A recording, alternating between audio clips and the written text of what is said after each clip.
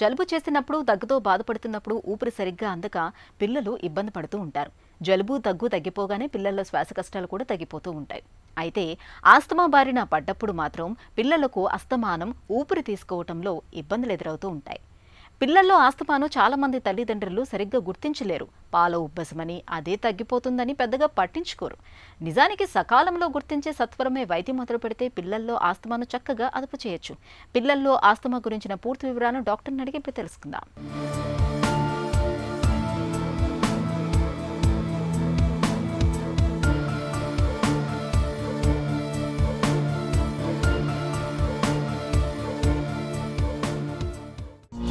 పిల్లల్లో ఆస్తమా ఎందుకు వస్తుంది? అసలు పిల్లల్లో ఆస్తమా ఎందుకు వస్తుందంటే ఒక్క కారణంగా చెప్పలేకపోయినప్పటికీ it is an interplay of genetic, environmental and epigenetic factors అంటాం. A combination of these three. So ఒక ఎన్విరాన్మెంటల్ ఫ్యాక్టర్కి ఒకటి జెనెటిక్ పొటెన్షియల్ ఉండి ఒక ఎపిజెనెటిక్ ఫ్యాక్టర్, ఈ మూడు వాటిలో ఉన్నవే ఇంటరాక్షన్ వల్లనే పిల్లల్లో ఆస్తమా వస్తూ ఉంటుంది.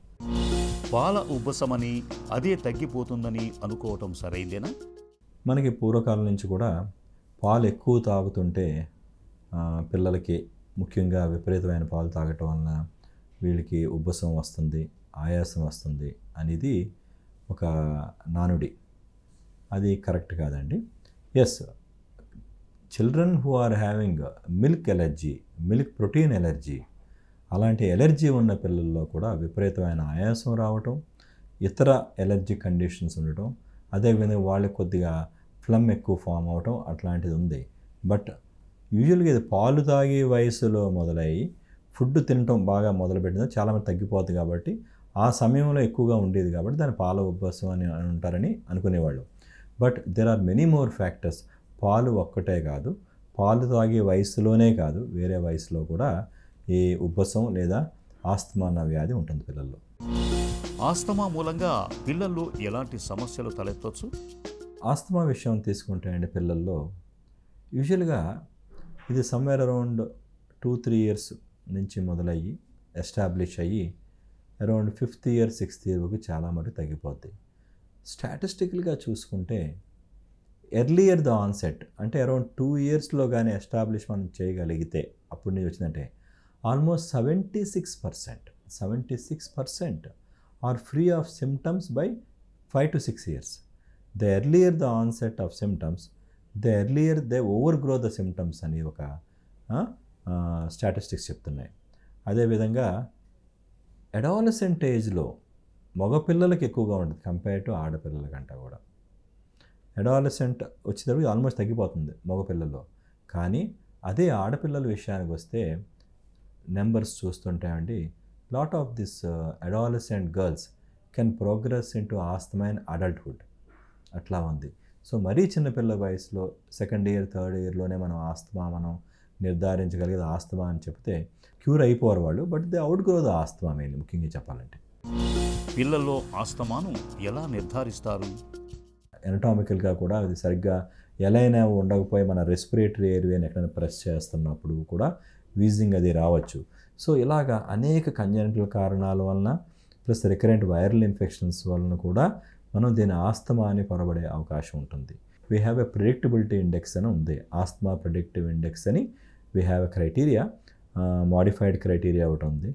జెనెటిక్ హిస్టరీతో పాటు ఫ్యామిలీ హిస్టరీ కూడా ఉండి పేరెంట్స్ కానీ ఎవరికైనా ఆస్తమా ఉండి కొన్ని మేజర్ అండ్ మైనర్ క్రైటీరియా అంటే క్లినికల్ సిమ్టమ్స్ని బట్టి ఆ క్రైటీరియాలో ఫిట్ అవుతే మనం వాళ్ళని సస్పెక్టెడ్ ఆస్తమాని లేకపోతే ఎస్టాబ్లిష్డ్ ఆస్తమాని మనం నిర్ధారించవచ్చు. క్లినికల్ సిమ్టమ్స్తో పాటు మనం ఇన్వెస్టిగేషన్స్ కొన్ని బ్లడ్ టెస్టుల ద్వారా, ఎక్స్రేస్, కొద్ది పెద్ద పిల్లలకి 5 ఇయర్స్ దాటిన తర్వాత పిల్లలకి పల్మరీ ఫంక్షన్ టెస్ట్ చేయటం ద్వారా, అలాగే FeNO test, nitric oxide exhalation test, కొన్ని స్పెషల్ టెస్టుల ద్వారా వాళ్ళు ఆస్తమా ఉందా, ఉంటే ఏ సివియారిటీలో ఉందని కూడా మనం నిర్ధారించవచ్చు. పిల్లల్లో ఆస్తమాకు చికిత్స ఎలా ఉంటుంది? ఫస్ట్ ట్రీట్మెంట్ అండి ఎప్పుడు కూడా మనం మెడిసిన్స్తో పాటు చెప్పాలంటే ప్రివెంటివ్ ఆస్పెక్ట్స్, అలా ట్రిగర్స్ ఏంటి అని తెలుసుకోగలటం చాలా ముఖ్యం. Preventing the triggers is equally important. దాంతోపాటు the main stay of treatment ఆస్తమాకి ఇప్పుడు చెప్పాలంటే అండి, ఇట్ ఈజ్ ఇన్హలేషన్ థెరపీ. ఆ ఇన్హేలర్స్ అనేది మనం ఎలా వాడతాం? ఇన్హలేషన్ థెరపీ అనేది మెడిసిన్ లంగ్స్లోకి డైరెక్ట్గా ఇవ్వటం. అది ఎట్లాగ ఇస్తాం? నెబులైజర్ ద్వారా ఇస్తామా, మీటర్ డోస్ ఇన్హేలర్స్ ద్వారా ఇస్తామా అనేది వేరే విషయం. బట్ డెఫినెట్గా inhalation therapy is the modality of treatment for an established diagnosed asthma. అలాగే మనం ఇప్పుడు ఈ నెబులైజర్స్ అండ్ ఆస్తమా అనుకునేటప్పుడు చిన్నపిల్లలు కూడా, నెలల పిల్లలకు కూడా ఇప్పుడు మనం మీటర్ డోస్ ఇన్హేలర్స్, డైరెక్ట్గా ఇన్హేలర్స్ వాడుకోవచ్చు అండి. నెబులైజర్ కంటా కూడా it is better to use inhalers now. It is better to avoid nebuliser, especially పెద్ద పిల్లలకి నెబులైజర్ వాడకూడదు. నిజంగా చెప్పాలంటే అండి, నెబులైజర్ విత్ ఆక్సిజన్తో కలిపి ఇవ్వాలి. నెబులైజేషన్ అనేది మనం ఆ మెడిసిన్కి ఆక్సిజన్తో మిక్స్ చేసి ఇవ్వగలిగితే the effects are better.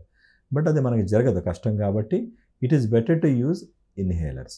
Inhalers ఎందుకు ఇంపార్టెంటు అంటే చెప్పాలంటే నెబులైజర్ కంట ఏ ఏజ్ పిల్లలకన్నా వాడచ్చండి. 6 నెలల దాటిన పిల్లలకి ఎవరికన్నా కానీ we can start using inhalers. ఈ ఇన్హేలర్స్ వల్ల అడ్వాంటేజ్ ఏంటంటే dosage limited, very easy to use, compliance మనం ఎప్పుడు కావాలితే పిల్లలకి అప్పుడు వాడుకోవచ్చు. ట్రావెలింగ్లో ఉండేవండి, మిడ్ నైట్ అవనివ్వండి, కరెంట్ ఇలాంటి పవర్ అన్ని విషయాలన్నీ దానికి అవసరం ఉండదు. Maintenance is very easy. Asthma పిల్లల జీవన శైలి ఎలా ఉండాలి? Most of the time environmental factor triggers, dust, pollen, బొద్దింకలు, pigeons.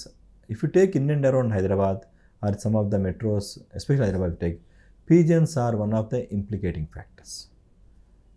Animal dander, pollen grains, Bangalore or any of these cities which are having huge gardens, there they implicate pollen grain as the, if you take some western world, pollen వలన వాళ్ళకి asthma కారణం అని వాళ్ళకి that is the main reason for them. So కామన్గా ఉండే dust, మన ఇంట్లో house dust, అదేవిధంగా కొన్ని పెస్ట్స్ వలన కూడా, and cats and dogs for వీటి వలన, artificial colours in the food, అలాగే మోనోసోడియం ఎంఎస్జే కలిగిన ఫుడ్స్ వలన, ఎనీ ఆఫ్ దిస్ ప్రిజర్వేటివ్స్ వాడుతున్న ఫుడ్ వలన కొంతమందికి some protein, egg protein allergy ఉండొచ్చు, కొంతమందికి పీనట్ ఎలర్జీ ఉండొచ్చు. సో అలా చూస్తే కొంచెం లిమిటెడ్గా ఉంటుందండి. ఫుడ్ ఎలర్జీస్ చూస్తే ఉన్నాయి, but they are little bit less compared to the environmental factor. అదేవిధంగా ఎక్సెసివ్ కోల్డ్, ఎక్కువ వాతావరణంలో చలి తీవ్రత ఎక్కువ ఉండటం వల్ల కూడా బ్రాంకోస్పాజం వస్తూ ఉంటుంది. So environmental factors are more important. కాబట్టి పిల్లల్లో కానివ్వండి, పెద్దవాళ్ళు కానీ ఈ ట్రిగర్స్ని మనం కంట్రోల్ చేయటం చాలా చాలా ముఖ్యం.